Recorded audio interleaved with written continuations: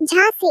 जैसे कि आप सभी जानते हैं, झांसी मेडिकल कॉलेज के पास बने प्राइवेट हॉस्पिटल आए दिन किसी न किसी तरह चर्चाओं में बने रहते हैं, कभी पैसे को लेकर तो कभी कभी इलाज को लेकर, और कई बार तो ऐसा भी सुनने में आता है कि प्राइवेट हॉस्पिटल संचालनकर्ता द्वारा मरीज के साथ पैसों की ठगी और इलाज में भारी लापरवाही की जाती है। ऐसा ही एक मामला आज प्रकाश में आया, जो कि मेडिकल कॉलेज के पास बने किलकारी हॉस्पिटल का है, जहां पर पीड़ित का कहना है कि वह अपनी प्रेग्नेंट पत्नी का पेट दर्द का इलाज कराने के लिए किलकारी हॉस्पिटल में गए हुए थे, जहां पर डॉक्टर ने बताया कि एक छोटा सा ऑपरेशन करना है और वह जल्द ही ठीक हो जाएगी। तो पीड़ित और पीड़ित की पत्नी ने आपस में रजामंदी करते हुए डॉक्टर की बात मानकर इलाज कराना शुरू कर दिया और 8 जनवरी 2025 को पीड़ित की पत्नी का डॉक्टर द्वारा एक ऑपरेशन कराया गया। इसके बाद पीड़ित की पत्नी की उसी दिन लगभग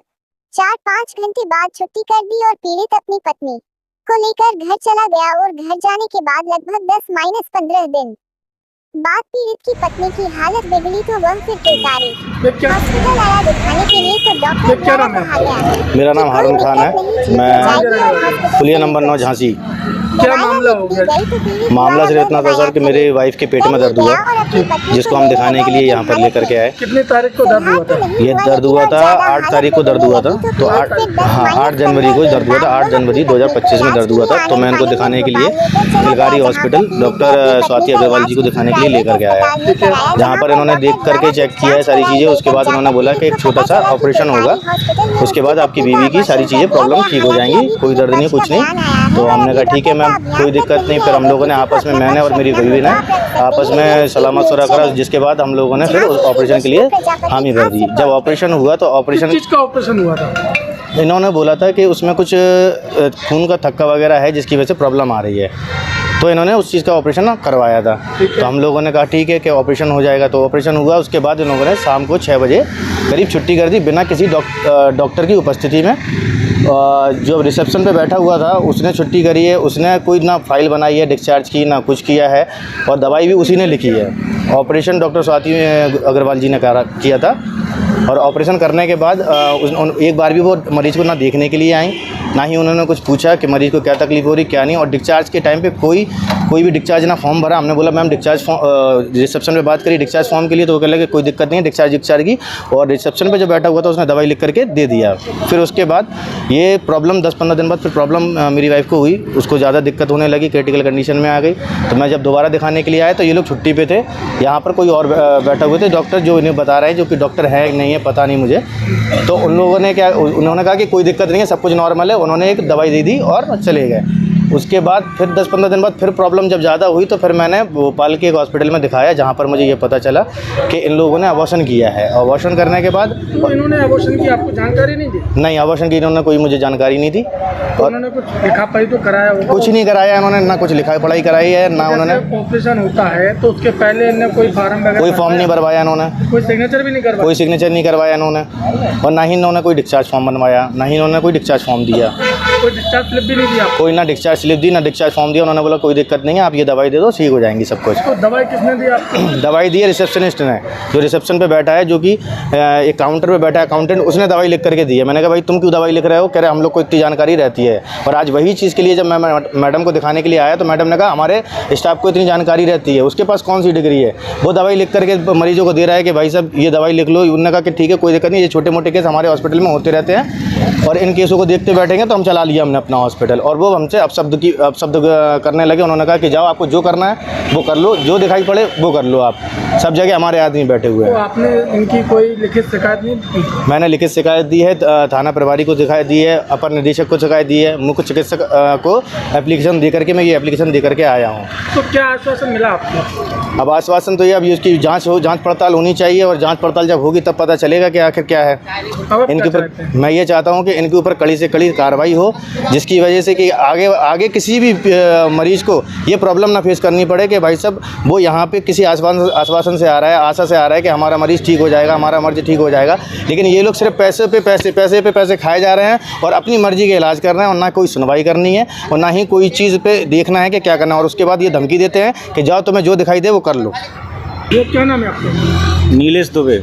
तो क्या मामला हो गया था, जैसे कि भैया ने बताया, तो क्या है ये पूरा मामला? ये हमारा मित्र है और सुबह इसका मेरे पास फ़ोन आया कि भाई थोड़ा सा आ जाओ, एक रिपोर्ट दिखानी है डॉक्टर साहब को। तो मैं आया, इधर पे डॉक्टर साहब को इन्होंने रिपोर्ट दिखाई।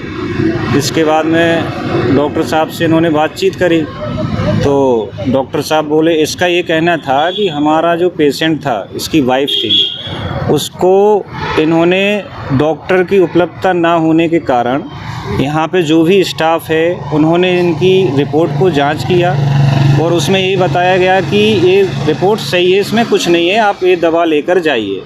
तो इसके क्वेश्चन यही थे कि यहाँ पे जो दवा लिखने वाले जब डॉक्टर्स नहीं हैं तो यहाँ के स्टाफ जो हैं क्या वो डॉक्टर्स हैं, क्या उनके पास डिग्री है? तो इसके सवाल केवल यही थे। बट वहाँ पे जब हम भी साथ में थे, डॉक्टर साहब और मैडम से बातचीत करी तो उनका कहना था ऐसे आम केस होते हैं और इसमें कोई दिक्कत वाली बात नहीं है। और इसकी बात सुनने के लिए मैडम ने क्या कहा, इतनी बड़ी बात हो गई, कोई दिक्कत वाली बात हाँ, ये छोटे चीज़ें हैं, होती रहती हैं। ये मेरे सामने की बात है और कैमरे में रिकॉर्डिंग भी है उसकी। आप लोग चाहें आपके माध्यम के, आपके चैनल के माध्यम से तो उसकी रिकॉर्डिंग भी ले सकते हैं और थोड़ी बहुत रिकॉर्डिंग मोबाइल में भी हम लोगों के है।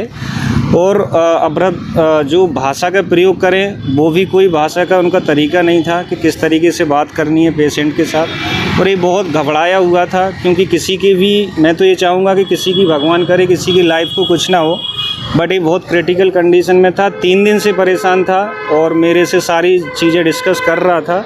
तो मैंने इसको समझाया कि अपनी पहले तुम वाइफ को दिखाओ एक अच्छे से हॉस्पिटल में, इसके बाद में फिर अपन लोग डॉक्टर से चल के बात कर लेंगे। तो मेरे सिर्फ 3 से 4 क्वेश्चन हैं कि एक तो हमको ये मैम साहब और डॉक्टर साहब ये बताएं कि आप डॉक्टर हैं और आपकी अनुपस्थिति में क्या राइट है, आपके जो स्टाफ है क्या वो डॉक्टर है?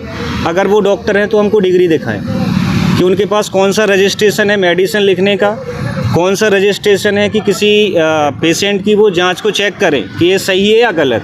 पहली चीज़। दूसरी चीज़, इन्होंने कोई भी काम किया उस पेशेंट के साथ, जैसा कि ये मेरा फ्रेंड बता रहा है कि उन्होंने एबॉर्शन किया और मुझे उसकी कोई जानकारी नहीं है, तो क्या उससे एक बार पूछने की आवश्यकता नहीं समझी कि हम क्या करने वाले हैं उस पेशेंट के साथ में?